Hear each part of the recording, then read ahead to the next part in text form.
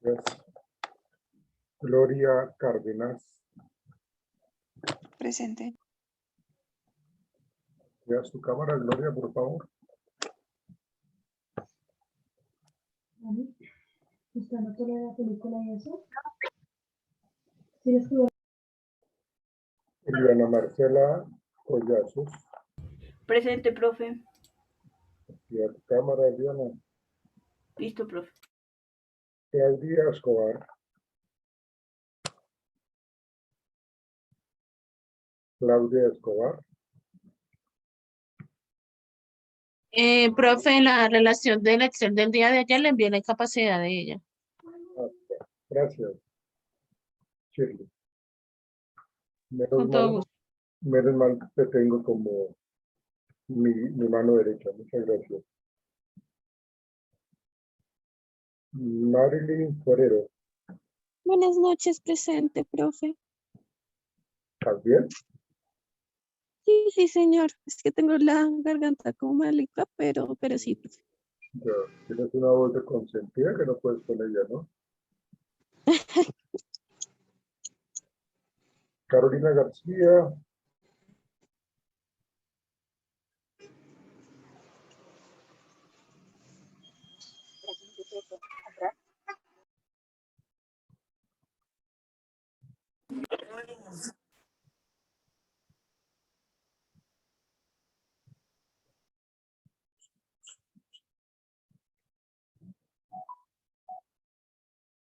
Shirley, vas tomando nota de las personas que no están en clase, por favor, y que no tienen excusa. Eres tan Bueno. amable.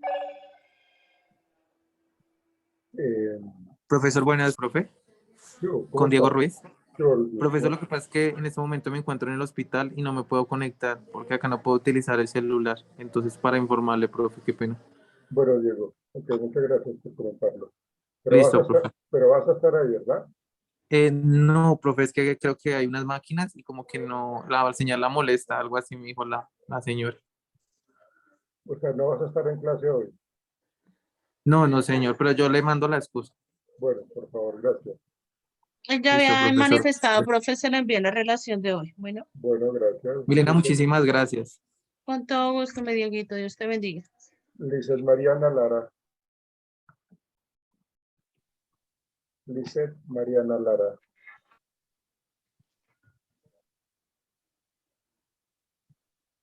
Jessica Lorena Linares. Jessica Lorena Linares. Nicole Marín.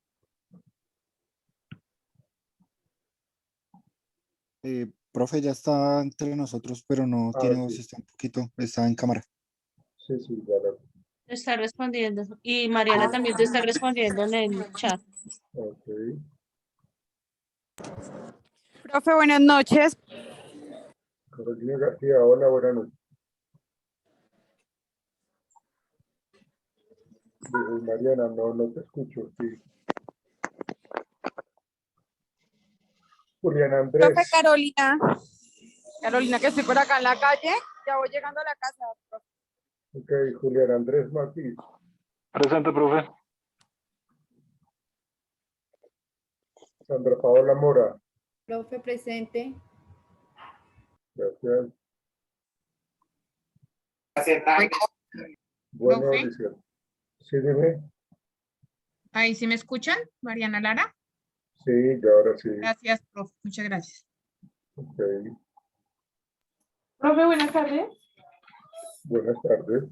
Profe, creo que ya me llamaste, pero acabé de ingresar Jessica Linares. Jessica Linares, ok, listo. Gracias, profe. María Mónica Murcia.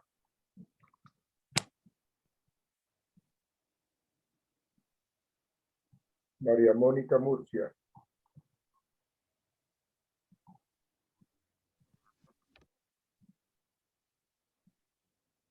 Sofía Niño.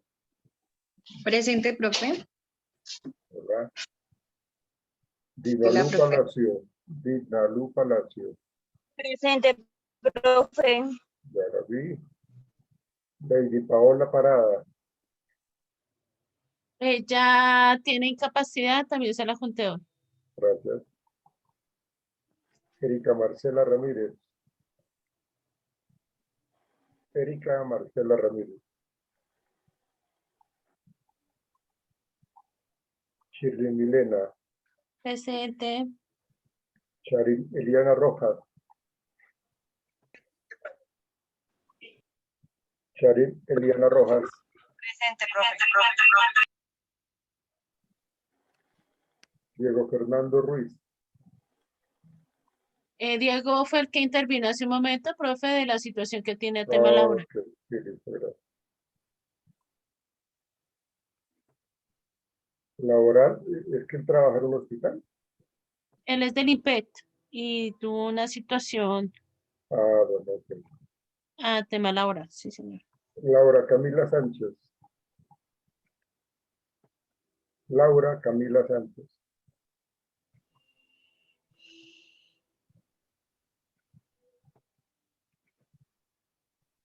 Eliana Lisset Segura.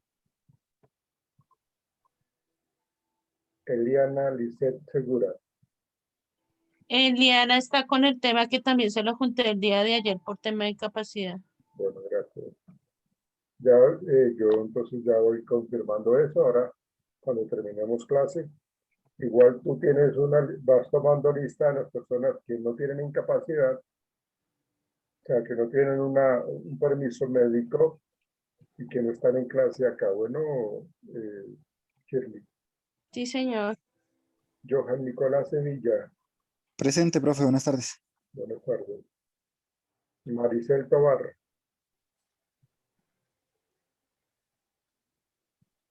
Maricel Tobar.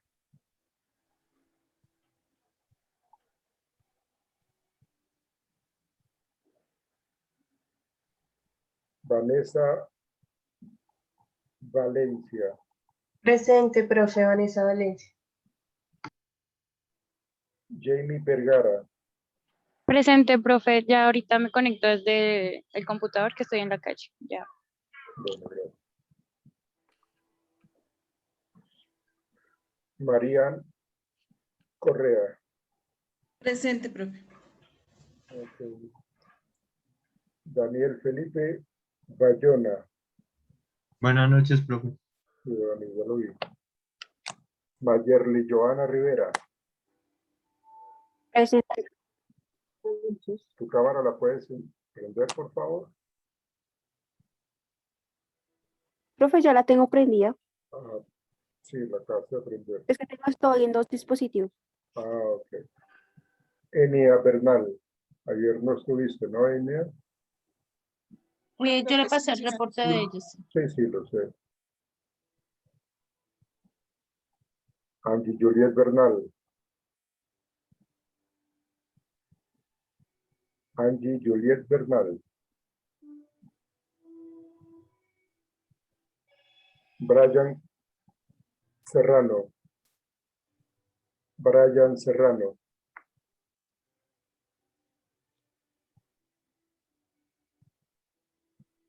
Daisy Natalie Herrera. Presente, profe. María Isabel García. Presente, profe. Nicolás Puerta.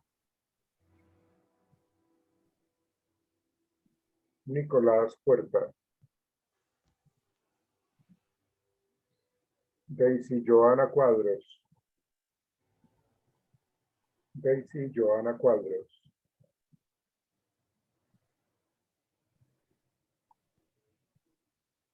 Brigitte Lorena Muñoz. Presente, profe. María Esperanza Calderón.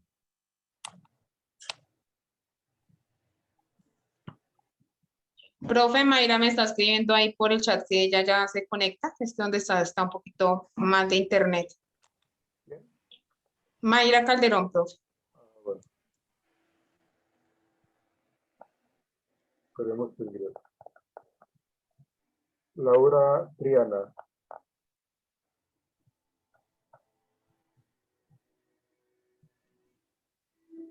Laura Triana. Kelly Joana Trujillo, Presente, profe. Ana Marjorie Loaiza, Ana Marjorie Loaiza,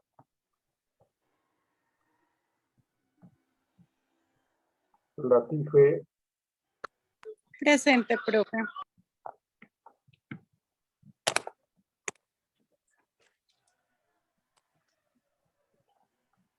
Jairo Alejandro Cuervo, Jairo Alejandro Cuervo, Luisa Fernanda Espinel, Presente, profe. Paula Alejandra Venegas.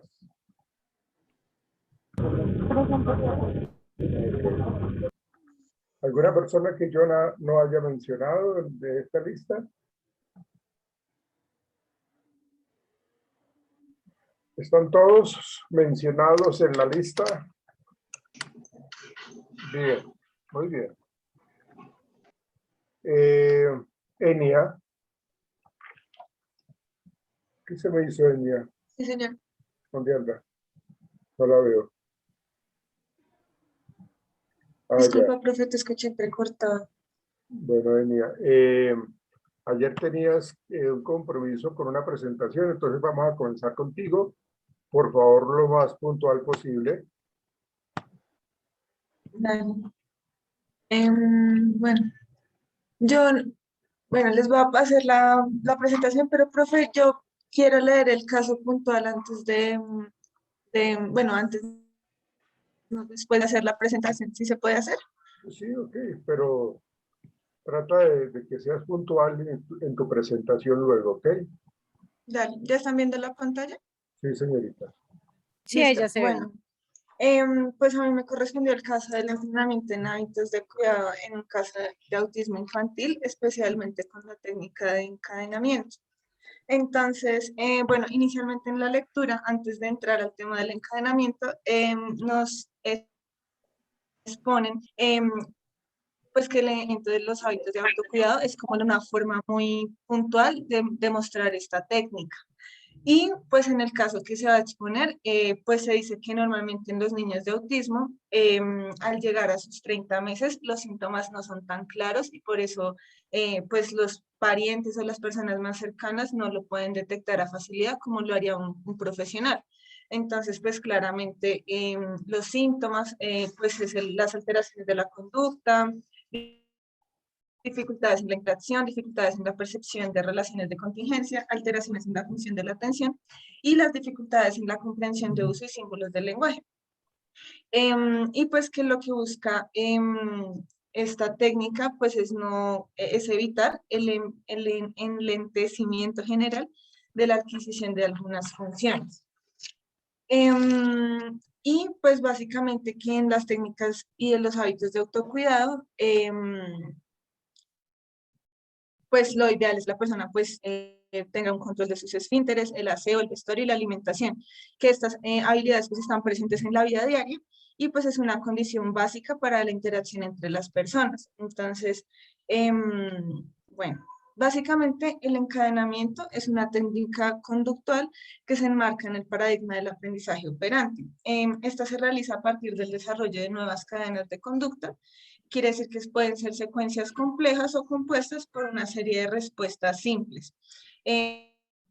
A partir de conductas que ya se encuentran sujetas que ya tienen sujeto aprendidas. Entonces ahí es donde en la lectura, en el caso, vamos a encontrar una confrontación, porque en el caso que pues vamos a leer, se van a dar cuenta que hay una conducta puntual que la persona no tiene. Entonces ahí es cuando el encadenamiento va a necesitar del modelamiento, porque cuando este sujeto no tiene las conductas adquiridas, pues hay que desarrollarlas, ¿listo? Para poder hacer pues la técnica del encadenamiento.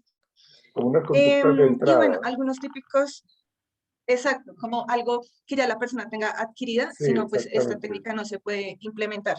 Si en un dado caso, como el que vamos a ver, por ejemplo, en esta persona de autismo, esta paciente no sabía limpiarse al momento de ir al baño. Entonces había que primero enseñarle con el modelamiento cómo hacerlo para después sí intervenir con la técnica de encadenamiento. Entonces, algunos ejemplos típicos del aprendizaje de encadenamiento, pues ya con las conductas que expliquen, es, por ejemplo, aprender a tocar un instrumento musical. Un acuerdo en una relación contigo de negocios. Profe, está sonando. Ah, bueno, ya. Bueno, entonces, un ejemplo de cuando podemos aplicar el encadenamiento de entrada es, por ejemplo, cuando una persona quiere aprender a tocar un instrumento, cuando quiere aprender a conducir, digamos que es como los ejemplos más frecuentes. Bueno, como pues, les decía, esta técnica es frecuentemente utilizada o pues se utiliza mucho para enseñarles ciertas habilidades básicas a niños en condiciones especiales. Y pues para iniciar, pues tenemos que saber cómo vamos a aplicar la técnica, que pues ya me adelanté un poquito en ese aspecto, y es pues que lo ideal es que nosotros podamos explicarle a la persona conductas sencillas que se puedan dividir en segmentos simples, ¿sí? Las conductas que no se dominen deben ser desarrolladas durante el proceso y el reforzamiento debe ser de un tipo social. Quiere decir que si la persona cumple con esa conducta que yo espero que haga, pues yo lo felicito, le sonrío, como que socialmente lo exalto para que la persona sienta que lo que hizo pues está bien. Y así, con estas exaltaciones, buscar eliminar conductas de pronto de apoyo que la persona vea como necesarias para desarrollar la conducta. Algo que yo siento que puede servir como ejemplo es cuando todos de niños necesitábamos como que la mamá se sentara con uno a hacer tareas para que uno hiciera la tarea. Entonces, digamos que la persona sentía que un apoyo era tener que ver, o el estímulo era como ver a la persona ahí sentada para ejecutar la acción. No era como que uno tuviera en la mente como debo hacer primero el paso de abrir el cuaderno, pensar en cómo hacer la tarea, sino que había un reforzador que era ver a la mamá ahí sentada. Entonces, siento que es una manera más sencilla de entender esa parte. Hay algunos tipos de encadenamiento. Pues inicialmente se dividen en uno total y uno parcial. El total es cuando ejecutamos todos los pasos de la secuencia en un solo momento, ¿no? Y el reforzador, por decirlo de esa manera, se da al final. O el parcial, que es cuando dividimos por segmentos, o sea, por separado, y al final buscamos combinar todas esas conductas para un resultado total. Y, bueno, existen otras que yo sé que a medida que leamos, la lectura, pues la idea es irlas identificando, porque pues ahí no se nombran todas, pero sí se puntualizan 2 o 3 de las que les estoy mostrando. Existe la que es mediante tarea total, que es cuando la persona aprende a llevar a cabo en orden todas las conductas que componen la cadena de cierto entrenamiento. Entonces, por ejemplo, el que les comentaba de conducir, por ejemplo, sé que me tengo que abrir el carro, paso 1 abrir el carro, prender el paso 2 prender el carro, sentarme, bueno, todos los pasos en orden para lograr conducir, por ejemplo, y deben ser en ese orden para lograr ese objetivo. Está el hacia atrás, que es cuando la persona ejecuta la última respuesta de la cadena y consigue un refuerzo, pero para pues reforzar cada paso, que sería un poco parcial, hay que brindarle un refuerzo en cada paso anterior al que ya realizó. Entonces, no sé si alguien tenga algún ejemplo o bueno, yo se los brindo.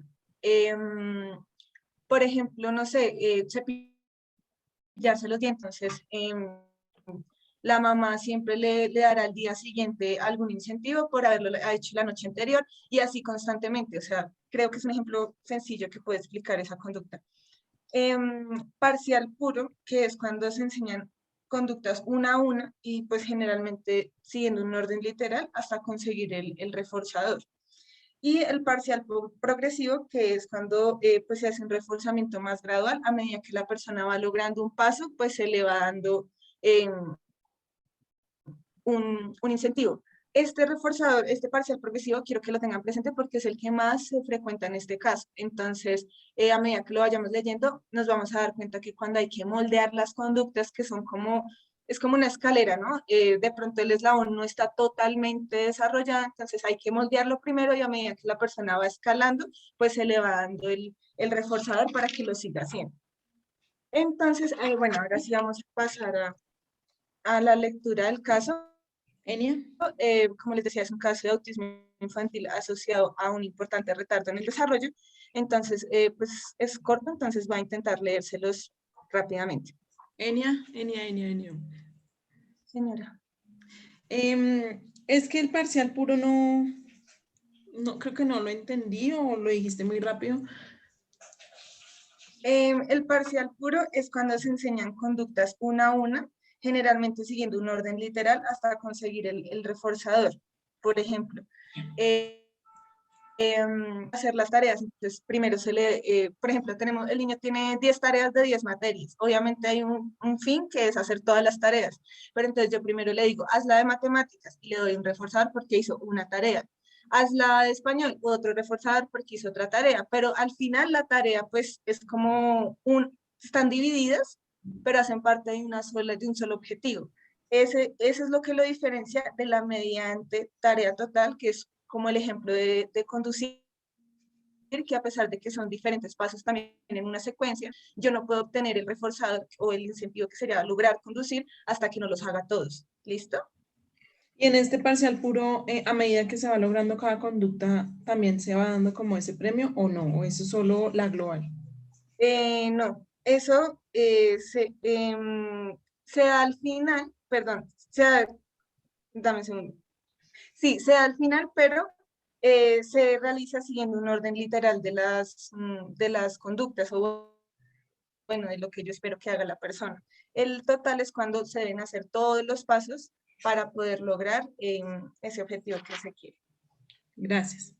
Sí, la idea del parcial puro es que se enseñen las conductas que queremos que aprendan una a una, paso a paso. Y digámoslo que lo vamos a hacer muy detenidamente en ese orden lineal, pero digamos el terapeuta o la terapeuta ocupacional lo que va a hacer es generar que haya ese encadenamiento de esas conductas y que queden como muy bien establecidas. Digamos que el parcial puro quiere decir como que nos dedicamos a cada paso a paso y lo vamos logrando. Y lógicamente, pues eso va a estar muy relacionado con ese encadenamiento hacia adelante también. Sí, Julián, ¿qué quieres comentar? Gracias, profe. Discúlpame, Daniel, es que pues tampoco me quedó muy claro el de hacia atrás. Tú decías es que cuando se aplica el reforzador a una conducta que se realizó días o tiempo atrás, o sea, no tiene nada que ver con los pasos de la conducta, sino que haya hecho la totalidad de la misma, no sé, hace una semana, hace un día, hace una hora. No, creo que es como lo dice bien el profesor, no quiere decir que sea en tiempo, sino la secuencia de una conducta, los pasos se componen una conducta. Entonces la persona hace la última actividad, es como el opuesto del parcial puro, o sea, es hacia atrás. ¿Sí me hago entender? Entonces vamos aplicando el reforzador de la conducta que se espera hacia atrás. Sí, la idea ¿Que se espera a la no deseada o a la que se quiere modificar? Sí, a la que se quiere modificar. Ok, gracias. En últimas, Julián y compañeros, es que la persona ejecuta en el encadenamiento hacia atrás, la persona ejecuta la última respuesta de la cadena y consigue un refuerzo. Posteriormente tiene que hacer lo propio con la penúltima y después con la última, otra vez para obtener el reforzamiento. Digamos que este encadenamiento para atrás o hacia atrás lo que pretende es generar en la persona que está en el proceso que lo aprenda de diferentes maneras, que vea que puede tener también esas conductas y que van a ser funcionales. Pero lógicamente necesitamos en el caso de este niño, esta niña autista, necesitamos pues lógicamente inicialmente hacerlo hacia adelante para no confundirla. Y una vez que la niña ha aprendido este encadenamiento hacia adelante, se le trabaja de otra manera, en donde se hace el encadenamiento hacia atrás, en donde por presentar una conducta hacia atrás de la cadena se le da un refuerzo. Entonces la niña se da cuenta de que ha tenido un comportamiento adecuado, que ha generado una conducta adaptativa, y es una manera de incentivarla a que se dé cuenta de que ella está logrando cambios importantes, sea hacia adelante o sea hacia atrás. Julián. Gracias, profe. Continúa, por favor, Elina. Vale. Entonces, como les decía, les voy a leer el caso. Sin embargo, la aplicación de la técnica que yo les comentaba de parcial progresivo la vamos a ver un poquito más adelante, porque la técnica se especializa en un comportamiento, en una conducta específica. Bueno, la sujeto, una niña escolarizada en un colegio de educación especial y que cuenta con 11 años en el momento de iniciar la intervención, es traída a la consulta por sus padres después de acudir a diversos servicios, tanto públicos como privados. A pesar de ello, estos no aportan ningún informe y se refieren a diversos diagnósticos inespecíficos, lo que les ha quedado de su paso por distintos profesionales. La evaluación inicial se lleva a cabo a través de entrevistas con los padres y de observación de la niña, tanto en consulta como en su propia casa. Se utilizó como guía una selección de ítems del TDP. Los datos más relevantes son los siguientes. Los padres refieren un desarrollo normal hasta los 30 meses, hasta los 2 años y medio, dice la madre. En torno a esa edad no solo se detiene el desarrollo lingüístico, sino que la niña empieza a perder los repertorios que poseía. También en torno a los 30 meses la niña empieza a perder interés por estar con otras personas. Hasta entonces podía permanecer con vecinos y familiares, tendiendo una conducta normal para su edad. Ahora huye del contacto físico y afecto. Desde entonces hay total ausencia de lenguaje expresivo, tanto verbal como gestual, y por consiguiente nula comunicación social.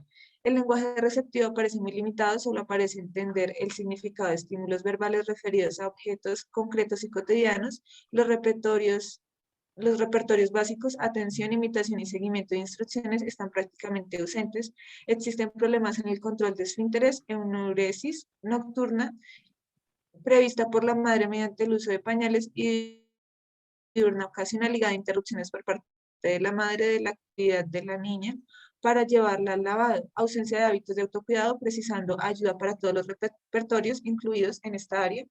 La sujeta tiende a estar aislada en su habitación escuchando música. Si está con más gente la ignora, fijando la mirada en un punto perdido. Rechaza incluso la proximidad física, retrocediendo ante el acercamiento de otra persona. Imite estereotípicas como jugar con cuerdas, balancearse, moverse. Episodios de este tipo supone ordinario una agitación progresiva que suele acabar por la interrupción de sus padres. La niña exhibe rabietas ante acciones que compitan con su aislamiento, sucesos que rompan la rutina e intentos de control por parte de los adultos. Las pautas de control son en general inadecuadas, no se aplican criterios sistemáticos, se cede ante las rabietas, proliferan las amenazas.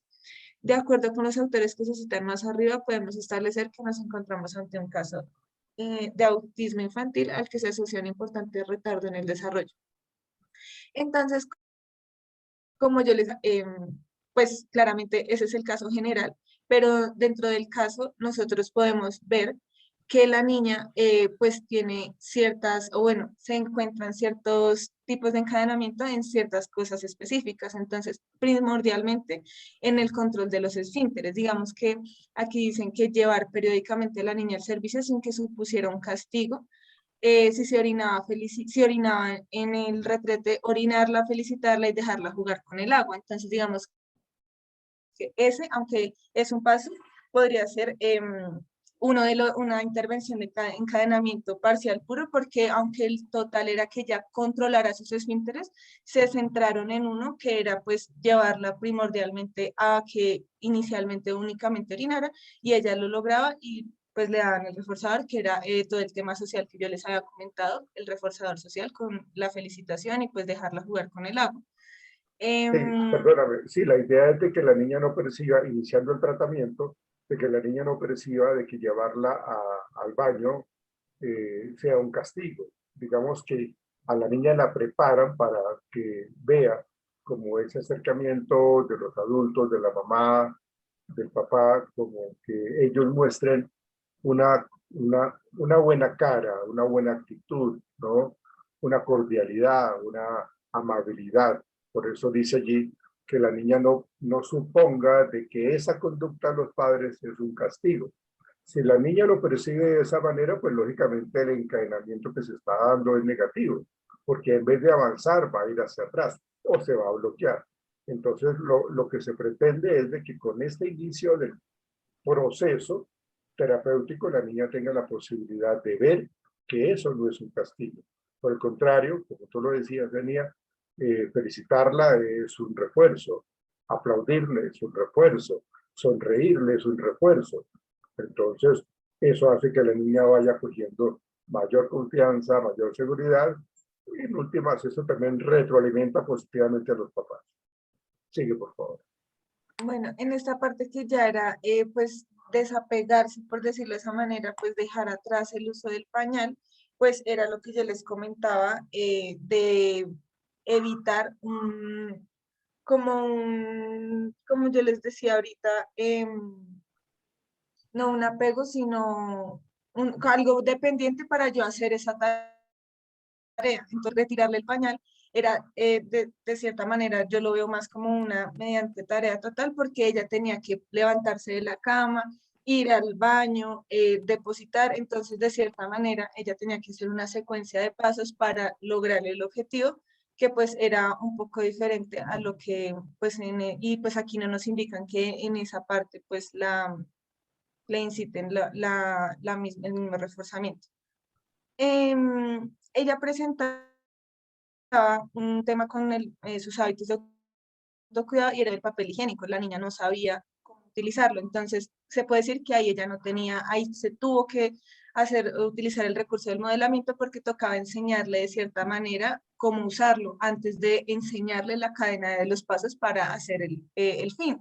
Entonces, aquí básicamente el artículo nos dice que pues se hicieron varias evaluaciones en donde se le enseñaba o se le intentaba explicar cómo hacerlo mediante el uso de la crema dental en sus esfínteres. Entonces, inicialmente a ella le colocaban la crema en la mano, después en el brazo, y le indicaban con la instrucción de limpiarse, pues para, digamos, enseñarle a que se respondía con la orden de limpiarse. Entonces la niña inicialmente lo que hacía era eso, o sea, limpiarse la mano, limpiarse el brazo, y así sucesivamente lo que ellos fueron haciendo es aplicarle crema dental ya al final en sus esfínteres, para que lograra pues aprender qué era tomar el papel y llevarlo hasta esa superficie para limpiarse. Entonces, pues aquí básicamente lo que hacía la niña antes era ir al baño, se quitaba la ropa, se sentaba adecuadamente, pero apenas ella no veía que la madre llegaba, pues se subía la ropa y salía del baño. Entonces, y se ponía a jugar con el papel. Entonces, aquí es donde nos explican puntualmente cuáles son los pasos del encadenamiento, que era pues tirar el papel al retrete, limpiar el papel, llevar el papel hasta el esfínter anal, coger el papel y cortar el papel. Pero si ustedes ven, este no es el orden en el cual la niña tenía que hacer pues esos pasos, simplemente están ahí expuestos. Entonces, a medida que pues ellos se dieron cuenta, como les decía, que no sabía hacerlo, aquí nos exponen uno de los encadenamientos que yo les mostré, que era el de hacia atrás, que es tomar el último comportamiento que ella demostró, que era pues tirar él sin limpiarse, porque se ponía a jugar con él, y pues de ahí hacia atrás empezar, como decía el profesor, de tomar la última respuesta que ella demostraba y empezar a hacer los reforzamientos de ahí hacia atrás. Entonces, bueno, como les decía, lo primero que hicieron fue tomar el papel y obviamente, como les decía, con la crema, que ella pudiera entender la orden de limpiarse. Y ahí es donde empieza el modelamiento, porque la niña debía entender qué era el significado de limpiar versus, o sea, y para esa explicación también utilizaron como el lenguaje bimodal, que era como didácticamente decirle, vamos a jugar a limpiarnos, ¿sí? Ya que ella pues lo asociaba con el juego del papel. Y así progresivamente, pues intentar realizar la secuencia completa que ya les mostré ahorita. Bueno, más adelante,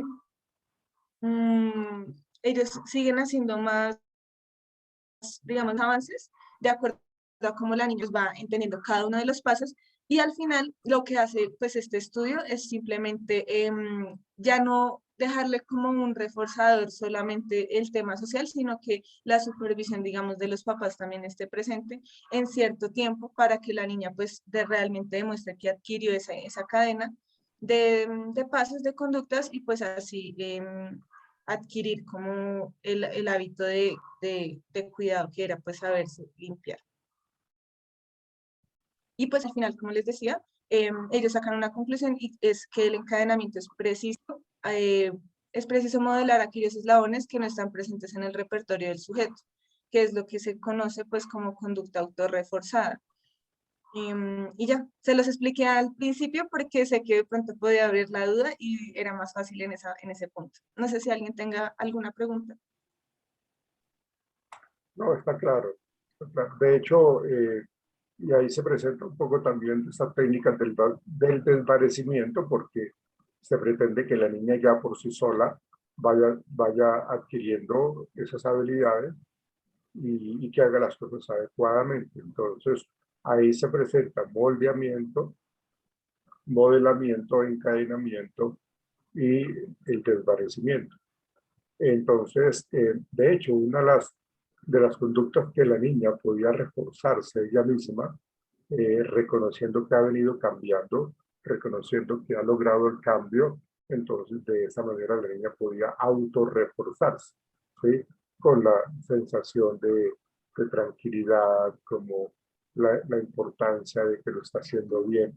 Entonces, y como no había ningún tipo de llamado de atención, pues el hecho de que las cosas vayan de esa manera como también, pues en cierta forma le genera a la niña bienestar, tranquilidad, seguridad. Y luego si de pronto se acercan nuevamente los padres, en donde también tienen una serie de conductas funcionales, repertorio conductual que le va a permitir a ellos reforzarla también, y pues la idea es de que esa conducta se mantenga. La idea es hacer seguimiento y que haya como ese establecimiento y esas huellas de esas conductas para que la niña pues de ahí en adelante pueda generar como el autocuidado en cuanto a lo que tiene que ver con su higiene corporal, ¿sí?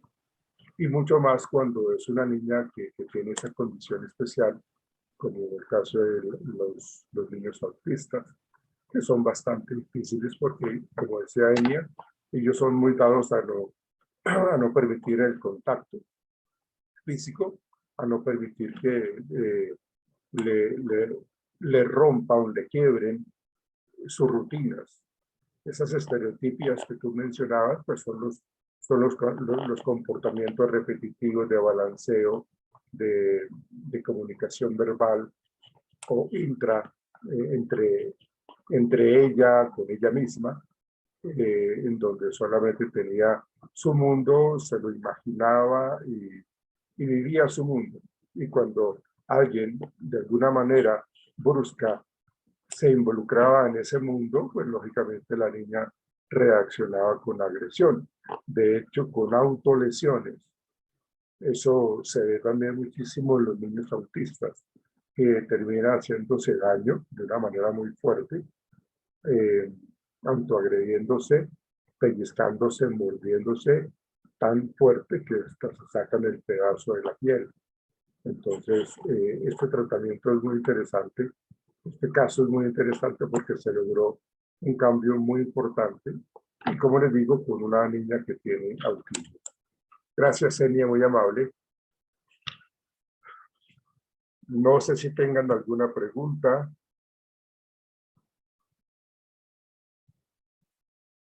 Sí, dice Jairo que captar la atención de estos pequeños es muy difícil. Sí, pero hay que hacerlo, ¿no?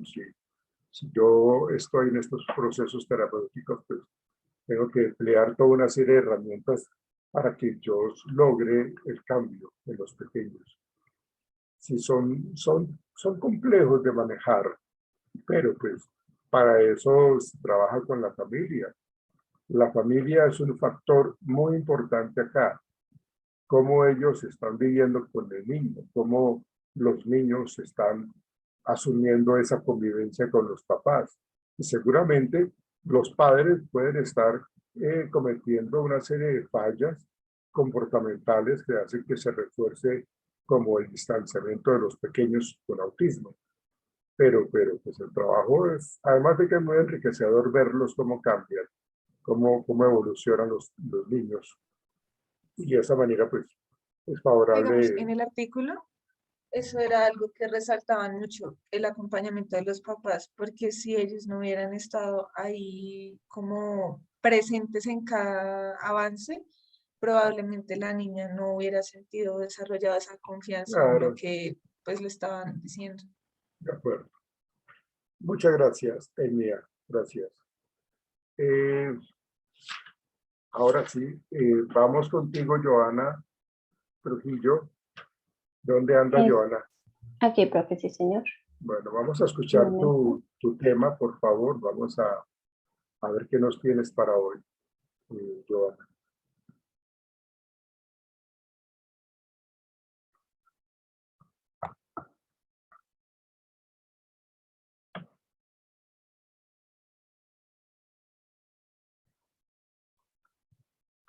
Esta parte, ¿me escuchan? Ahí puedes visualizar la presentación. Sí, Sí, sí, señorita. Permítame antes de que tú comiences.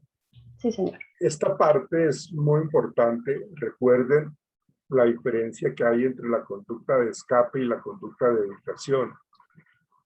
Muchas veces pueden parecer en su ejecución tan similares que lo puede confundir a uno. Entonces, cuando se habla de este trastorno evitativo, esta personalidad evitativa, pues estamos hablando netamente de la conducta de evitación. Entonces, vamos a prestar atención para poder entender qué es lo que nos dice este trastorno evitativo de personalidad tipo 2.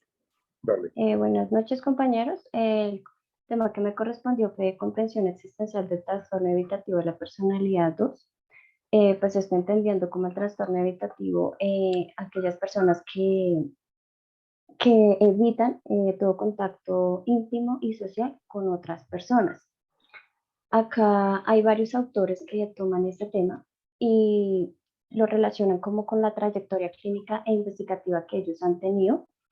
Y esto nos da desde una mirada existencial, donde dicen que este desarrollo de diagnósticos diferenciales traen un planteamiento desde la pasividad y la actividad, llamándose estos como la lucha o la huida ante la amenaza de la existencia y el manejo de la relación en el tema terapéutico. También esta vivencia existencial nos habla de la ansiedad, en donde se observa cómo se presenta comúnmente en estas personas y donde estas categorías existenciales se expresan o esta experiencia se va aparte de la insuficiencia, del menosprecio, de la invalidación, del peligro de destrucción de la propia dignidad de la persona, la vida o sus valores e incluso la experimentación de emociones positivas. Permítanme que no me deja pasar la diapositiva. Entonces, bueno, dentro de estas nos encontramos con una diversidad de expresiones de este trastorno evitativo, donde las categorizan primero el modo de ser sumiso, solidario y dependiente, el segundo paranoide desconfiado, el tercero narcisista, creído, sobreseguro, depresivo, triste e nihilista. El cuarto obsesivo compulsivo, intenso o riguroso y pasivo agresivo. Entonces, estas son las diversas caras de evitación de las que nos hablaba el artículo. Entonces, la primera, que es el rasgo sumiso, solidario, dependiente, este dice que se presenta una pobre iniciativa y una evitación fuerte a la independencia, viéndose nerviosa y asustada gran parte del tiempo y puede tener estallidos de ira ante aquellos que no la comprenden. Entonces, este nos dice, qué pena, que se muestra apresivo y alerta todo el tiempo, que buscan señales ocultas acerca de personas que podrían burlarse de él o ridiculizarlo con la intención de hacerlo quedar mal delante de otras personas, y que pueden ser ocasionalmente estas personas reacias y un poco agresivas. En el rasgo paranoides, desconfiados o supercasos, encontramos que son evitadores hipersensibles que llegan a creer que su propio yo patético es el que resulta de las acciones encubiertas por parte de otras personas para hundirles o para humillarlos, o hacer que en ellos mismos se inhiba. Entonces, este se muestra aprehensivo y alerta todo el tiempo, buscando señales ocultas acerca de personas que podrían burlarse de él o ridiculizarlo con la intención de hacerlo quedar mal, y que puede... Ay, perdón, espera que me equivoqué. Rasgos paranoides. Ok, sí, qué pena. Entonces, estos pueden ser en ocasiones reacios y pocos agresivos. En el rasgo narcisista creído sobreseguro, entonces comparten el miedo a la descalificación, a la inferioridad, así como las fantasías de grandeza. El narcisista se siente como en el deseo de recuperar el tiempo perdido de la socialización, se siente autoexaltados y tratan desde un juicio. Entonces, habla que esto ellos lo pueden hacer si suelen presentarse como una mejora en sus habilidades y logran posicionarse en su vida. Entonces logran como captar este temple para poder desarrollar lo que anteriormente les mencioné. Acá nos encontramos con el rasgo depresivo, triste o nihilista. Entonces, acá no veo. Entonces, nos habla que este rasgo aumenta su malestar, encerrándose más en sí mismos para evitar el malestar, viviendo en el mundo de la fantasía, bloqueando las imágenes y recuerdos dolorosos, soliendo abandonarse y asimismo tener riesgos de suicidas. Entonces, acá, se caracteriza por la restricción de las emociones, de la expresión emocional, mostrándose fríos, también son tensos, y con cierto narcisismo descalificador y crítico, siendo esta estrategia utilizada en este modo de ser. Continuamos con el rasgo obsesivo compulsivo intenso o riguroso. Este indica que se caracteriza por la restricción de la expresión emocional, mostrándose frío y tenso, y con cierto narcisismo descalificador y crítico, siendo esta estrategia utilizada en este modo de ser. Entonces, ellos tienden a descalificar las acciones, los lugares, las personas, y argumentan esto para evitar estos contextos en donde podrían sentir el malestar de la evaluación, o en donde ellos se puedan sentir tachados por terceras personas. Y finalmente nos hablan del rasgo pasivo-agresivo.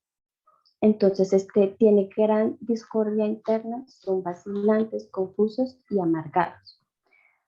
Este rasgo en especial se muestra ambivalente en sus relaciones, pasando de la idealización de sus relaciones a la sensación de construcción. Esta sensación de construcción es como la sensación de dolor y de pérdida de autonomía, que los invita a una sutil guerra interpersonal. Entonces, hace referencia a esta guerra interpersonal, esa lucha como con el sentido de injusticia o la manifestación de rabias, pero que tienen que ser disimuladas, pues porque son internas.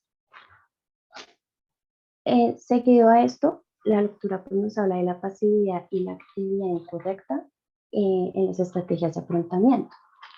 Estas estrategias se caracterizan para protegerse de la vulnerabilidad y del avivamiento de evidencias de insuficiencia, menosprecio e invalidación, así como de las emociones y sentimientos desagradables que surgen al activarse este tipo de evidencias. Aquí habían varios autores en los que hablaban de estas estrategias. El señor Canopy, y él dice que este modo de ser tiene una actitud de evitación en la relación especializada con el compromiso afectivo. ¿Esto qué quiere decir? que para ellos les resulta incómodo el acercamiento, el contacto, la comunicación con otras personas en general, y que la interacción afectiva, tanto de orden emocional como de sentimientos, les es incómodo. También nos hablaba el señor Canopy, que en términos logoterapéuticos esta persona usa la evitación pasiva y la actividad incorrecta, que en este modo de ser es huir del peligro de ser destruido y se aleja del estímulo o de la fuente aversiva. Entonces, esta sería la evitación pasiva. Se aleja de esta fuente o de este estímulo aversivo. Y la activación incorrecta de la que menciona, o se puede llamar evitación activa o activación incorrecta. Esta habla que otros, ante la imposibilidad de huir o de luchar, suelen hacerse los muertos, abandonarse o entregarse al daño. Con estas estrategias de afrontamiento también se encuentra Elizabeth y Lucas en 2004. Entonces, ellos nos hablan de un proceso de fijación que se da de la siguiente manera. Entonces, inicia con un suceso casual y desagradable, mayormente tiene que ser traumático, crea en la persona un temor y hace que él piense que esto va a incidir y se repita en una situación o en un evento parecido. Entonces, ellos hablan de esta estrategia de afrontamiento como un círculo vicioso y dicen que este círculo puede ser producido por una situación angustiosa y eso hace que ellos lo eviten. Entonces ellos dicen que cuando más evitamos las situaciones angustiosas, hay menos capacidad de la persona en resistencia para enfrentar esas situaciones. Eso que estás mencionando, Joana, es muy importante y es precisamente esa conducta de evitación que muchas veces recaen en muchas personas repiten esa conducta de evitación, y cuando las personas lo hacen de una manera consecutiva, pues realmente, como tú le estás diciendo, no van a saber si son buenos o no para afrontar algo. Entonces, eso que tú acabas de decir es muy importante en el tema de cómo controlar nosotros esa conducta de evitación. Sí, señor. Bueno, entonces, continuando con el tema de esta fijación, entonces ellos nos hablan de que esta fijación es una estrategia, esta fijación de estrategia es una trampa, pues por lo que acaba de mencionar el profesor. Entonces, ya que aquel que trata de evitar la ansiedad en algún grado siempre fracasará, ya que esto nunca se acabará, por lo que es una condición humana, es algo innato en nosotros, y los esfuerzos del individuo, en vez de hacer que dicha experiencia de ansiedad ayude a construirse como persona, va a obtener los resultados contrarios. Dentro de estas estrategias, también mencionaban pues otras respuestas diferentes a la huida. Estas las categorizaban entre estrategias de primer orden y estrategias de segundo orden. Entonces, las de primer orden dice que se basa especialmente en el consumo de sustancias, principalmente el alcohol, en donde encuentran una estrategia de automedicación de la ansiedad, corriendo el grave riesgo de generarse una dependencia, dada la contingencia de esta estrategia para este no de ser. Entonces, es como una salida alterna a este tema de ansiedad. Y las estrategias de segundo orden nos indica que suelen caracterizarse por asumir la experiencia de ansiedad de una forma inadecuada. El proyecto de vida de la persona se estancaría, reduciendo sus posibilidades de ser y no actualizando su potencial para confrontar constructivamente las situaciones en el momento que se le presenta a la persona. Pero en últimas ambas son inadecuadas, ¿no? Sí, señor. Bueno, entonces este tipo de estrategias que ya mencionamos, entonces se categorizan de tipo pasivo o de tipo activo. Entonces, bueno, yo acá las mencioné. Voy a explicarles las dos primeras. Yo les voy ahorita, cuando termine la exposición, les comparto las diapositivas y les comparto también documento en el cual yo hice el resumen de todas y ahí van a encontrar toda la información. Entonces, estrategias de excusa. Entonces, estas nos dicen que este tipo de estrategia, la persona necesita convencerse a sí misma de una serie de razones que le permitan justificar el aplazamiento de sus acciones por realizar la no exposición a situaciones o a eventos sociales. Entonces, ahí nos daban como varios ejemplos y entonces un ejemplo era que de pronto la persona decía que quién habría inventado la actividad de bailar, qué sentido tendría bailar, que él no se veía haciendo algo tan cursi. Entonces, estas formas de pensamiento hacía que él evitaran esas situaciones o esos eventos sociales.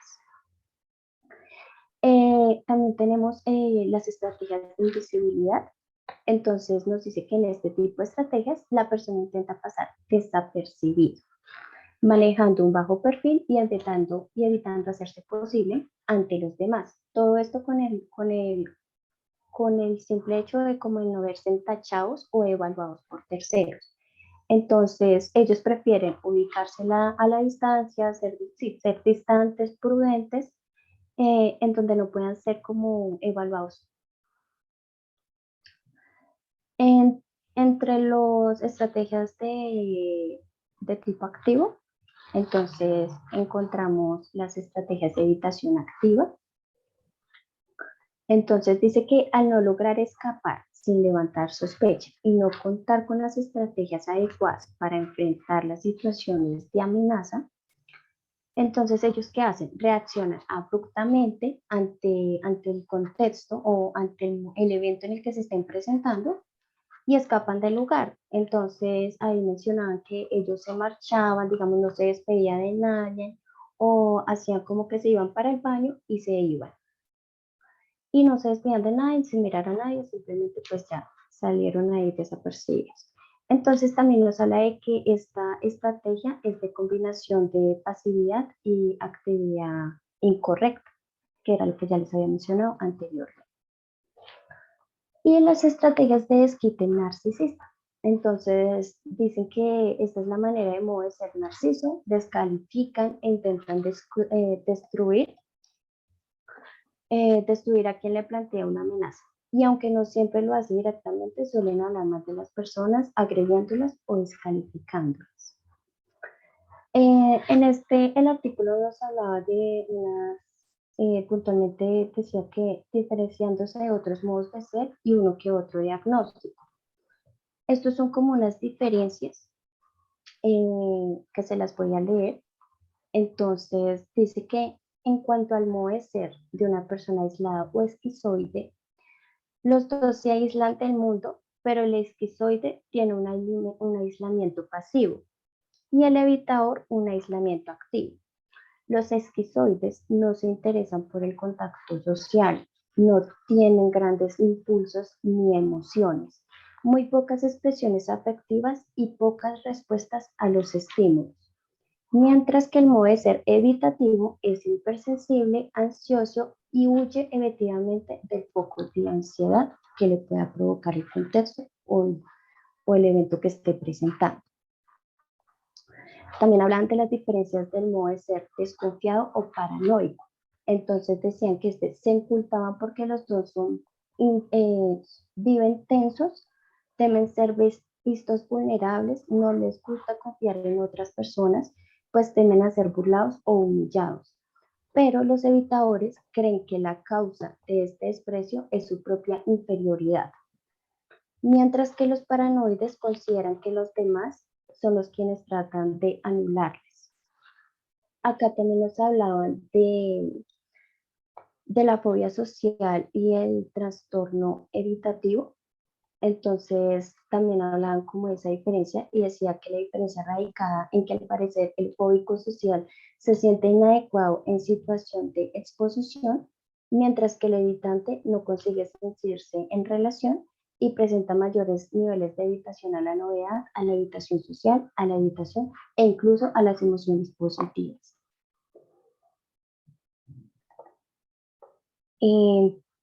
Bueno, entonces acá también nos hablan de la relación terapéutica. logrando romper el hielo y mantener el hielo roto.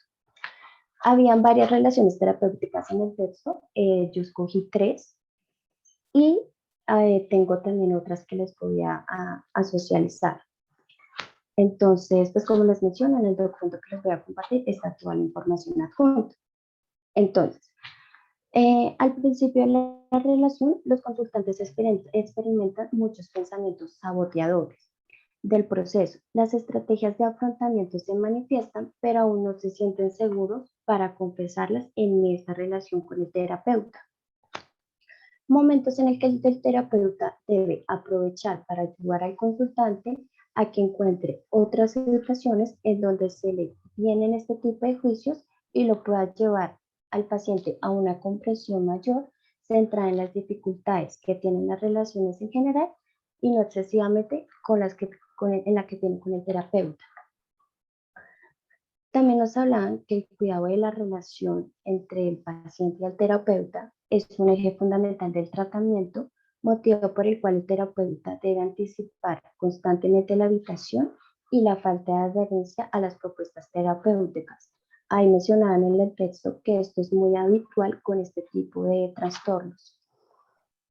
Entonces, bueno, había algo muy puntual que decía que, como lo que mencionaba ayer el profesor, que el hecho de que la persona no volviera a la terapia no significaba que nos hiciera malos terapeutas. Entonces, ahí es la importancia del enganche y de todo lo que pues habíamos hablado en la clase de ayer, pues para evitar este tipo de, pues para que el paciente pues no continúe con la terapia. Ahí el texto nos hablaba como de unos tips que nos daban para poder como lograr romper este hielo y mantener el hielo roto, como dice pues el título de la diapositiva. Entonces nos hablaban de que el humor en la relación ayuda a desdramatizar los contenidos evidenciados. Cuando el consultante aprende a reírse de sí mismo, el proceso va avanzando por buen camino. Entonces acá nos contaban que era como el simple hecho de que esta persona pueda aprender a reír, es como si ya estuviera saliendo de su propio estado de confort. Entonces a base de esto se está generando ya un avance en la persona, pues porque son personas que tienden a evitar este tipo de ¿cómo se dice? De rasgos. Bueno, en el segundo se encuentra que lo que yo les estaba mencionando anteriormente, y acá puntualmente se los voy a leer, cuando es que cuando el terapeuta se siente caminando sobre cáscaras de huevo, con mucho miedo de lo que va a decir, hacer o a gesticular, debe utilizar esta sensación para compartirla con el consultante y hablar de cómo entre 2 personas se puede poner un clima tenso, buscando en vivo y en directo cómo cambiar esa sensación y que él se dé cuenta que no solamente puede pasar en él, sino que en una persona, en otras personas también se puede dar este sentimiento, esta sensación, y el objetivo es como buscar o cómo cambiar esa sensación. Y finalmente, también nos hablaban de que si bien la soledad del evitador lo puede llevar a pensar que su terapeuta es su único amigo, pero entonces el terapeuta tiene que ser objetivo y trabajar profesionalmente. Esto con el objetivo, esto yo lo asocio como lo que planteaba ayer el profesor, que era irlo soltando progresivamente para que él mismo pudiera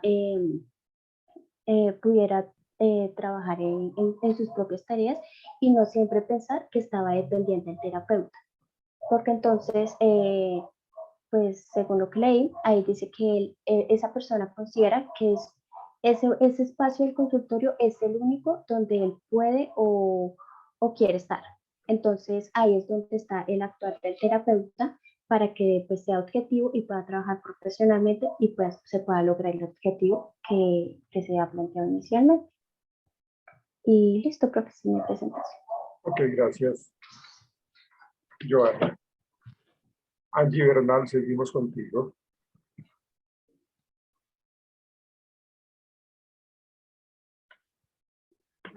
Ya, profe, deme un momento, por favor. Ya puedo compartir. Sí, claro que sí, lo puedes hacer. Joana, muchas gracias.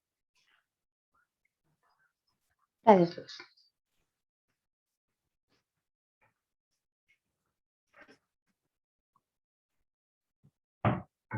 ¿Ya están viendo la presentación? Sí.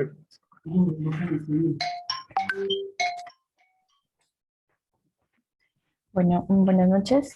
Mi tema es conducta de habitación y adquisición y extinción. Permítame un momento. Bueno, tenemos en este momento, pues para iniciar, la conducta controlada aversivamente. Esto, pues quiere decir que la conducta de cualquier organismo es producto pues, de la interacción de variables del ambiente y variables del mismo organismo. Para darles un ejemplo, aquí pueden ver que pues, la conducta operante versus el respondiente, la adquisición pues, es un proceso en cualquier organismo que incrementa la frecuencia de una determinada respuesta o adquiere una respuesta nueva que antes no existía en su repertorio. Este proceso será diferente pues, dependiendo del tipo de respuesta. Inicialmente hablando de la habitación, tenemos que la conducta sucede cuando el estímulo aversivo no se encuentra en contacto con el sujeto.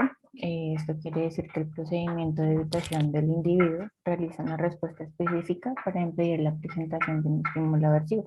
Aquí como el ejemplo les estoy mostrando, pues que a través del uso frecuente del cepillado, pues evitamos la caries.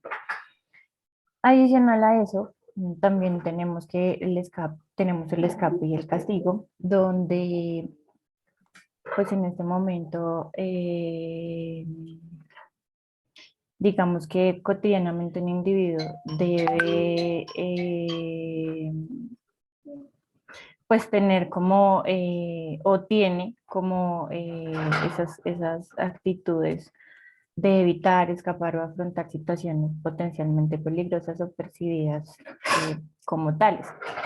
Un ejemplo es que un animal del desierto escapara del sol y pues en pleno sol buscara la sombra, ¿sí? Entonces en este caso pues es el escape, es una contingencia negativa, puesto que se pone en contacto con el estímulo aversivo. Y el castigo es una contingencia negativa que hace incrementar la conducta y las consecuencias aversivas previas. Aquí tenemos los orígenes del estudio de la conducta de evitación. Bechterev, no sé si se pronuncia bien.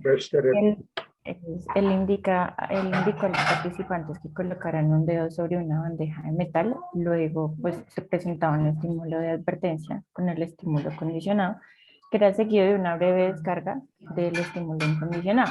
Después de la descarga sería el estímulo incondicionado y la advertencia sería el estímulo condicionado. Después de unos cuantos ensayos, pues aprendieron a levantar el dedo ante la señal de advertencia. ¿Sí? Aquí pues originalmente se consideró erróneamente que este era un ejemplo de condicionamiento clásico común, pues aun cuando en el procedimiento pavloviano típico la realización de la respuesta condicionada no canceló pues, la presentación del estímulo incondicionado. Aquí podemos ver también un ejemplo que el experimento de Brodmann nos demuestra con un llano que el condicionamiento clásico es diferente al condicionamiento de evitación. Aquí pues en el grupo de condicionamiento clásico tenemos el ejemplo que pues sonaba el estímulo condicionado, que era el tono, y pues se tenían 2 segundos después donde se aplicaba una descarga eléctrica. El cobayo no podía hacer nada para evitarlo. En el grupo, pues en la evitación sonaba el estímulo condicionado, que era el tono, y si los animales movían la rueda mientras estaba presente el tono, el estímulo condicionado, pues se omitía pues, la descarga del estímulo incondicionado, de la descarga eléctrica. Aquí hicieron, pues el grupo de evitación aprendió muy pronto a dar la respuesta condicionada y a los 8 días de entrenamiento respondían pues a la totalidad de ensayos. En contraste pues al grupo de condicionamiento clásico nunca pues se alcanzó este nivel de desempeño. Y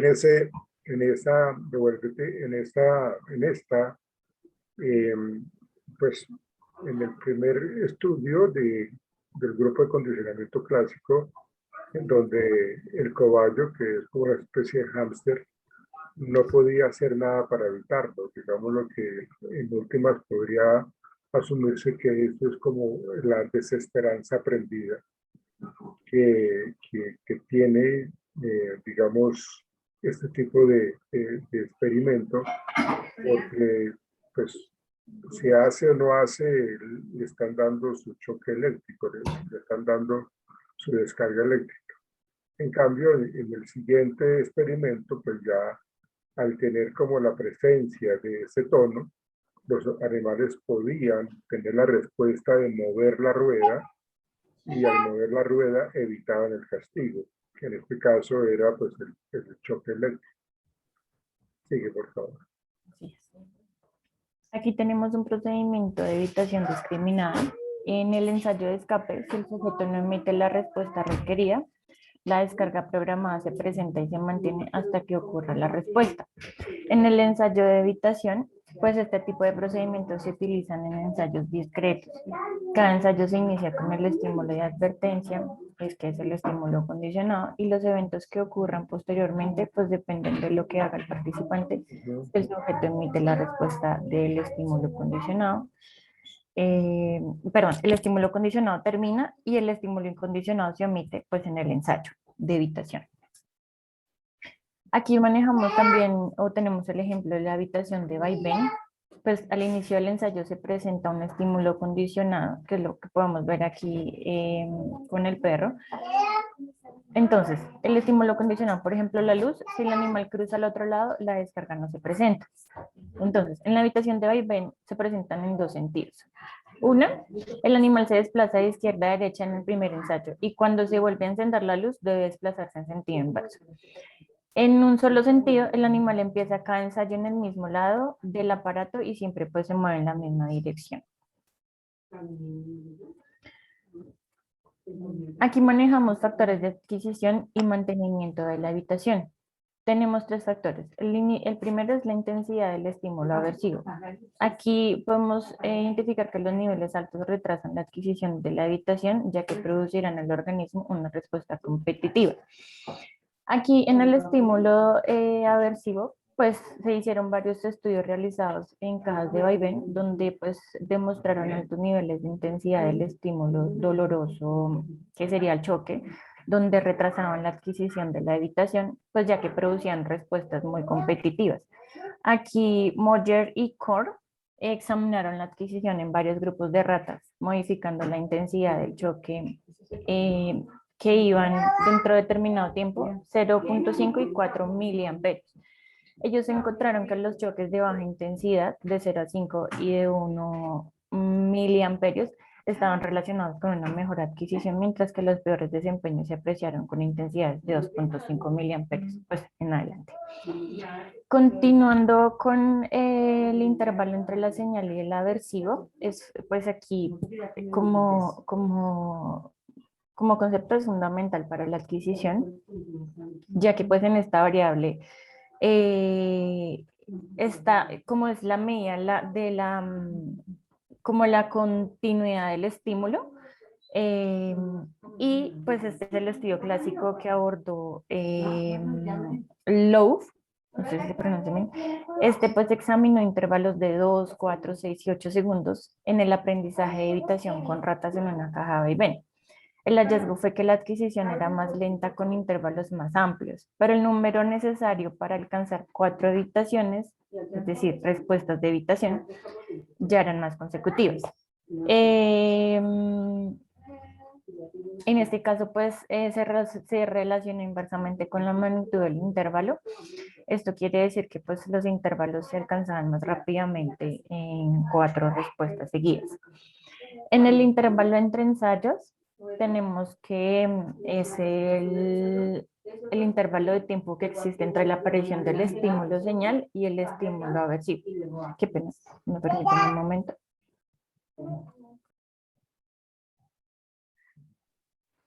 Qué pena. Ellos también estaban aprendiendo. Sí, señor. En este caso, pues en el intervalo entre ensayos se utilizó pues un procedimiento muy típico que el bidireccional con las ratas. En este caso, Bruch estudió intervalos entre ensayos de 0 a 5, de 1, 2 y 5. hasta 20 minutos, el número de respuestas de evitación varió pues en forma invertida, alcanzando su punto máximo con el intervalo de 5 minutos. Aquí, pues, Bruch argumenta que los valores extremos, pues la evitación se retrasaba por respuestas competitivas diferentes. Es decir, que la inmovilización en los intervalos cortos y relajamiento en los intervalos largos, pues no se generaba de manera muy rápida.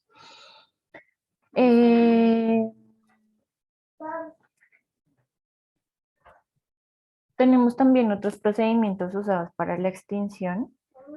Manejamos la prevención de respuestas. Este es un procedimiento que implica restringir el sujeto durante un intervalo entre, pues, el estímulo señal y el estímulo aversivo.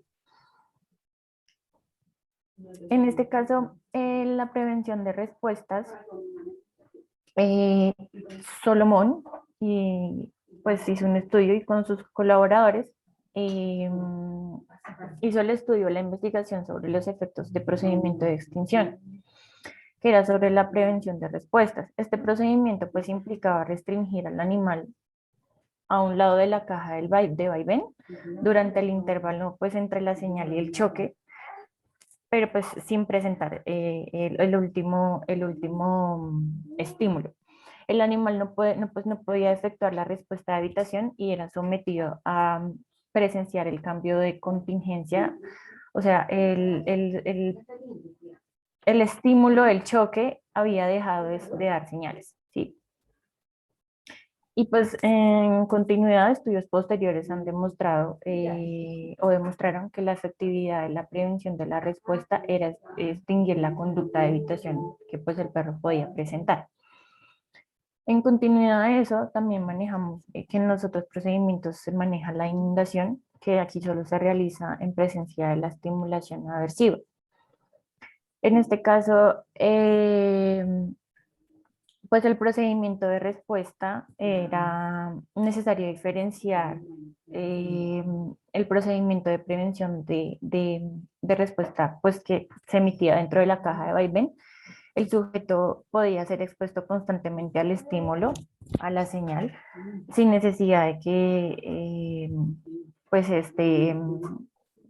como que generara la respuesta, no sé si estoy bien.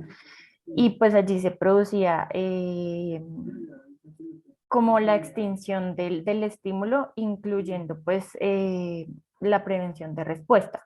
¿Sí? No sé si lo entendí bien. Sí, la inundación es una técnica que intenta erradicar miedos, erradicar fobias de una manera aversiva.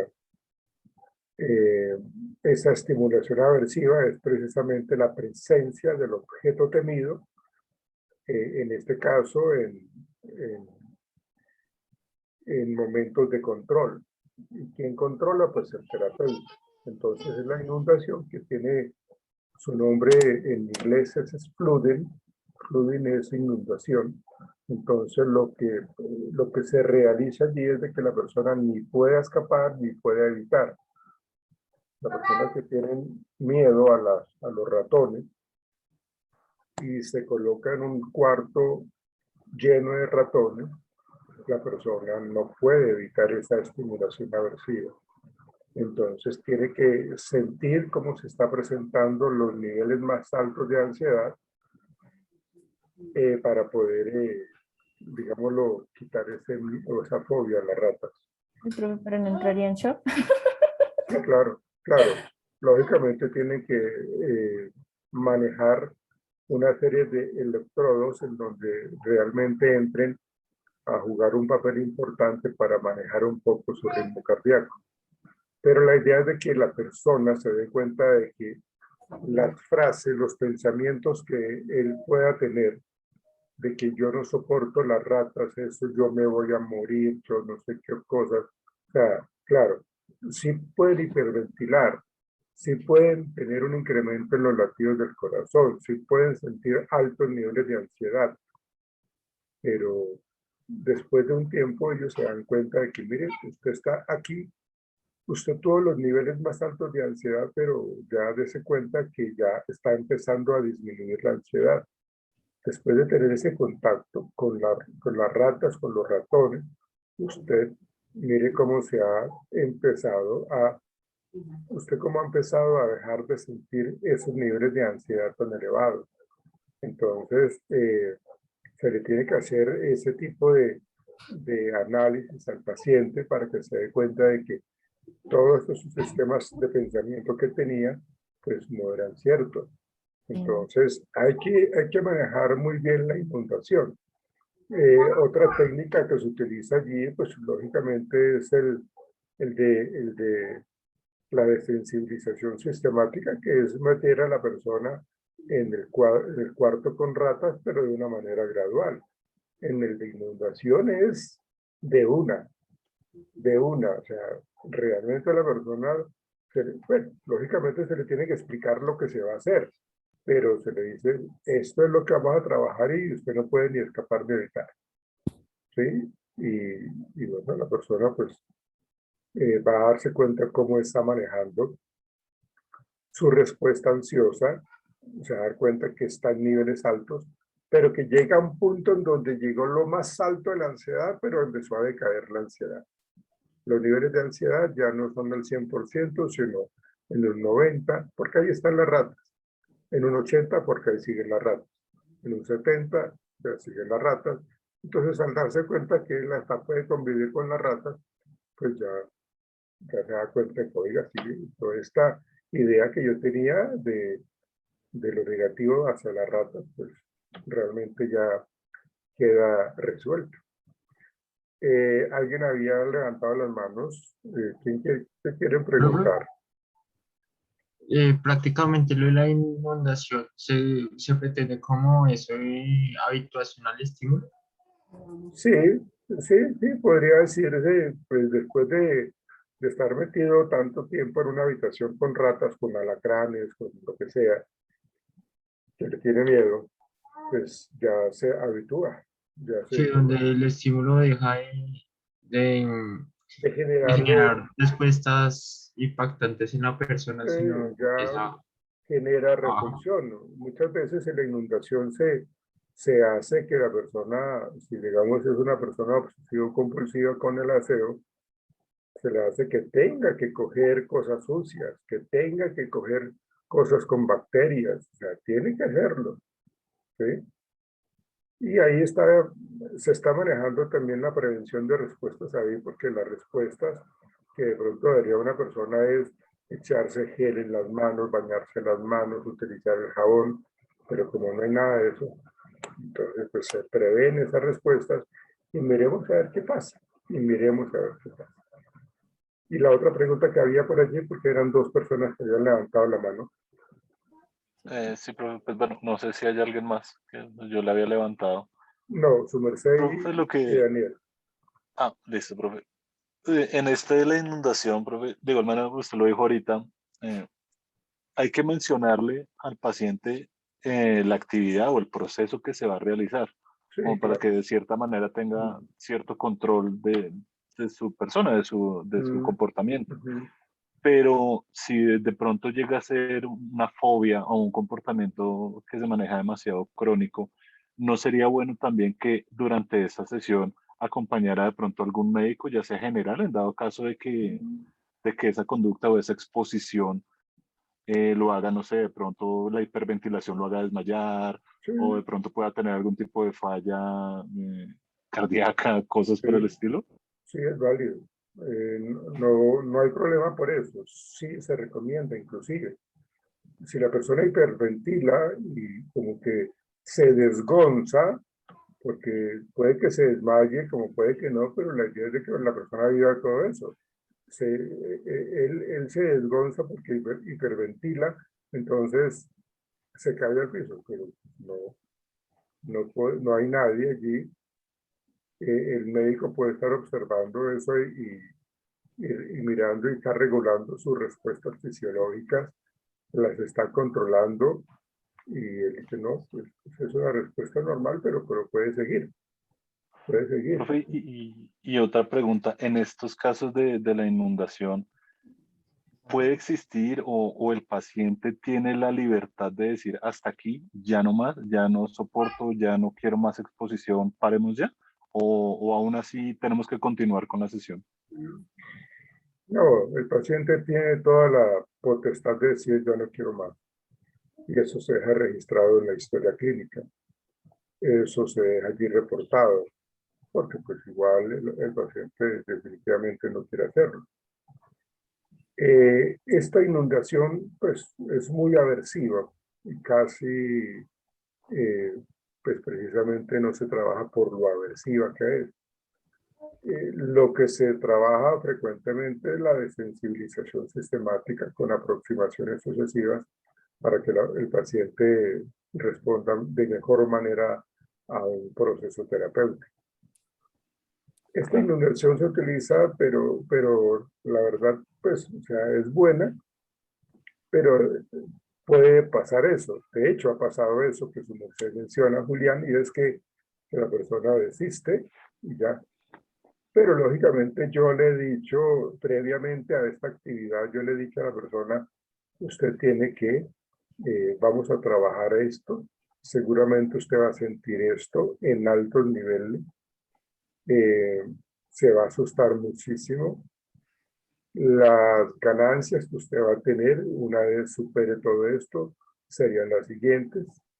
Entonces usted me dirá si lo hacemos o no lo hacemos. Si aún él dice que sí lo hace, pero luego se echa para atrás, pues se le trata de concientizar de que pues esto es un proceso en donde no le va a pasar absolutamente nada.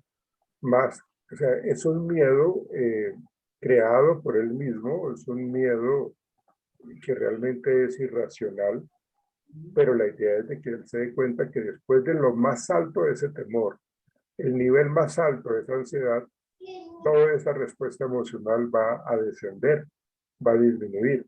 Entonces, permítase el cambio, permítase el cambio. Entonces, la persona, ante toda esa explicación, de pronto pueda acceder a este tipo de trabajo de inundación. Gracias, profe. Listo. Siga, por favor, Angie. Ok, gracias. Bueno, aquí vamos a manejar, vamos a identificar las teorías del aprendizaje de habitación. La inicial son las teorías de los dos factores. Esta quiere decir que es la respuesta natural ante la presencia, pues en este caso, de una descarga eléctrica. Maurer, él resolvió pues una paradoja donde se tenían pues como unos primeros teóricos conductistas del aprendizaje, pues con respecto a la teoría de la habitación, donde pues en este caso se hacían como una pregunta donde era cómo podía la no ocurrencia de un evento, es decir, de un choque, reforzar una conducta motora. ¿Sí? En este caso, pues como para dar el ejemplo, se explicaba que una rata escapara del choque, que efectivamente pues se le presentaba el choque y pues en este caso se volvía como a presentar mediante ensayos y la rata debía mantener pues de una manera estable la respuesta ante la señal sin pues recibir presentaciones de choque, ¿sí? O sea, o sea, la rata tenía que mantenerse así le presentaran pues todo esto de choques.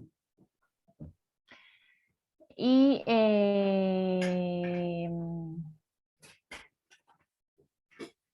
profesor, me fue el libro, perdóneme. Y pues en este caso se manejaría también pues, como una respuesta natural ante la presencia de esos varios ensayos que se le presentaban a la rata, que era pues la descarga eléctrica, y que pues obviamente ya era como una reacción que era innata, pero ya como que, como que ya estaba, ¿cómo le explico? O sea, como que ya la rata dejaba que el choque se presentara y pues ya no estaba a la defensiva. ¿Sí? Se habituaba, se Es, sensibilizaba. exactamente. Julián, ¿tú querías preguntar o comentar algo? Sí, profe, es que no, pues me imagino que esta es una teoría pues un poco antigua. Lo que pasa es que sí tengo varias dudas con lo que tiene que ver con las terapias de choque. Pues lo decía la compañera que tiene que ver es en cuanto a la modificación ya de una conducta motora. Pero como pues hoy en día con tanto del well-being y del humanismo enfocado en la psicología, nosotros como psicólogos podemos realizar una terapia de choque o eso es únicamente a nivel de psiquiatría o para patologías crónicas. Pues la verdad, las descargas eléctricas ya no se utilizan, ¿no? Porque lo que su merced dice, pues las terapias se han humanizado y entonces colocar a sujetos, a personas con descargas eléctricas no lo hacen. Hasta hace unos años se generaban choques eléctricos para las personas que tenían convulsiones, epilepsia, para erradicarlas. Pero pues lógicamente las descargas eléctricas generan un malestar pues, a nivel cerebral, afectan lógicamente la respuesta cerebral, entonces pues las descargas eléctricas no se utilizan muchísimo. Uno trabaja con, digamos, las terapeutas físicas trabajan con descargas eléctricas cuando le trabajan a uno cuando uno tiene un brazo enyesado y tienen que ayudarle a la movilidad, a uno le colocan descargas eléctricas, pero lógicamente a unos decibeles muy bajos, porque si se lo suben a un 80%, pues le queman el brazo. Entonces, para atrofias sí, musculares y ese tipo de cosas. Exactamente. Entonces, realmente, pues sí, lo que su merced dice es cierto. O sea, esto es algo que ya no se trabaja mucho. Por eso hay otros tipos de terapias para evitar esto. Julián. Bueno, y entonces en la teoría unifactorial se produce pues esta por medio del condicionamiento operante, el cual el reforzador es la disminución del estímulo aversivo. Esto quiere decir pues digamos que el animal debe efectuar una respuesta de presión de palanca para posponer un choque. De no presentarse la respuesta, se presentaría en intervalos regulares de tiempo. En este caso, dentro del intervalo de tiempo programado, el animal debe responder por lo menos una vez para posponer el choque, el cual, pues en este caso, solo se aplaza una vez hacia allá muchas respuestas. Esto, pues, Sidman lo encuentra encontró que las ratas evitaban una buena cantidad de choques dependiendo, pues, y se da cuenta de esto por los intervalos. Aquí también tenemos algunas explicaciones de las teorías alternativas de la conducta de evitación. Teóricas alternativas de la conducta de evitación. Inicialmente hablamos del reforzamiento positivo a través de la inhibición condicionada del miedo o señales condicionadas de seguridad. En este caso, pues las señales de seguridad que acompañan a la respuesta de evitación pueden proporcionar reforzamiento positivo para la conducta de evitación. Y pues dada que la mayoría de los experimentos de evitación no introducen indicadores especiales del periodo de seguridad, este debe suponerse pues que la introducción de un estímulo de retroalimentación explícito facilitaría el aprendizaje de una respuesta de evitación, pues lo cual ha sido corroborado con muchos experimentos. También tenemos un reforzamiento de la evitación a través de la reducción de la frecuencia de la descarga, en donde las respuestas de evitación impiden la presencia de la descarga y por ende se reduce la frecuencia de las descargas que recibe un organismo, en este caso que reciben los animales. Y de acuerdo a esta teoría, la reducción de la frecuencia de descarga pues es fundamental para el reforzamiento después de una conducta de evitación. Aquí también manejamos que la evitación y las reacciones de defensa específicas de la especie, aquí Bowles, Este suponía pues que las situaciones y los estímulos aversivos provocaban fuertes respuestas incondicionadas de manera innata. Por ejemplo, huir o correr, congelarse, permanecer, pues congelarse sería permanecer vigilantes pero inmóviles, excepto por la respiración, porque pues la búsqueda de estas áreas oscuras es un ejemplo como la tigmotaxia, que era pues aproximarse a las paredes, como lo entiendo yo, como cuando uno se queda encerrado. Sí, así es. Sí, así es. Perdón. Y por último, aquí, pues la configuración del ambiente determina qué reacción de defensa específica es la que ocurre. La huida puede prevalecer cuando se dispone de una ruta de escape. El congelamiento puede predominar si no hay salida. Y una predicción importante de la teoría es que algunas respuestas de evitación se aprenderán más rápidamente que otras. Y ya, pues. Ok. Muchas gracias. Ok. La tigmotaxia es como la tendencia a agarrarse de donde, digamos, del contexto en donde están, es como aferrarse, es como una chupa, como chupas que se agarran de la superficie en donde viven, ¿no? Entonces son como las especies en donde, pues, hagan de cuenta como Spider-Man, ¿sí? Más o menos como esa idea, que pues sería como la tigmotaxia. Bien. Creería, María Isabel, que de pronto no alcanzamos. Creo que tu tema pues también es muy importante y lo dejaríamos cortado. Entonces, el martes que nos volvamos a ver, comenzamos contigo, María Isabel, si te parece. Bueno, profe. ¿Sí? Sí, profe. Ok. Muchas gracias, señorita Angie. Quiero preguntarle a las personas que llegaron tarde a clase, porque pues se les había colocado la falla, levanten la mano, por favor.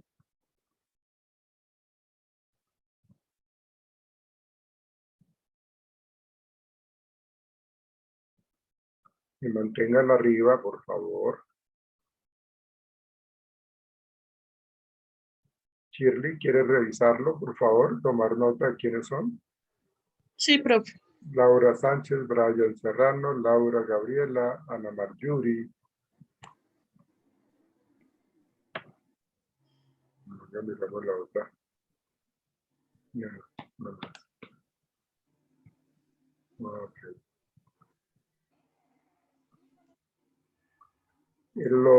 Las personas que no vinieron, Shirley, pues sí, por favor, colocas esa relación, el número de estudiantes que no asistieron en el día de hoy y que no tienen excusa, y lo reportas, por favor, en el parcelador docente, si eres tan amable.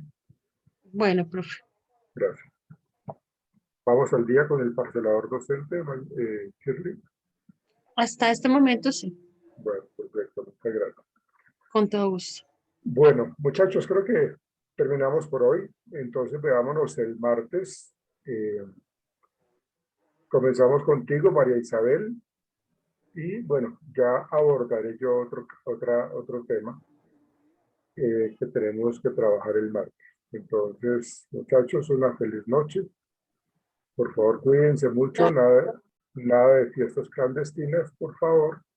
Y juiciosos. Chao, que estén muy bien. Profe, Dios lo bendiga. Que descanse. Gracias, profe. Buen fin de semana. Chao, Gracias. igualmente. Chao, que estén bien. Gracias. Chao, que estén bien. Hasta luego.